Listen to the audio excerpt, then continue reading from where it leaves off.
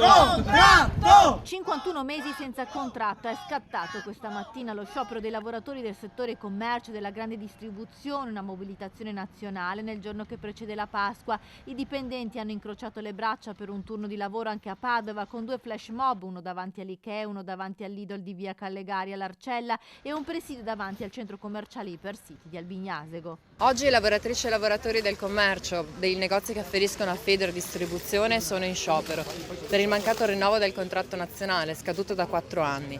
Che cosa vuol dire? Vuol dire che non siamo riusciti a chiuderlo questo contratto.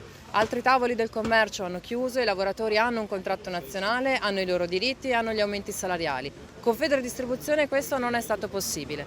Non è solo una questione di soldi, che sono veramente importanti perché i lavoratori sono in enorme difficoltà in questo momento, è anche una questione di diritti. Questo mondo del lavoro non può essere solo precario, non può essere solo perdita di professionalità, non può essere solo mancanza di rispetto nei loro confronti. I lavoratori hanno diritto al rispetto della loro dignità e hanno diritto ai loro aumenti salariali come si deve e non semplicemente delle mance. Un settore che conta oltre 450.000 addetti in Italia, mentre in Veneto ci sono oltre 4.200 negozi per 30.000 lavoratori, il 65% sono donne.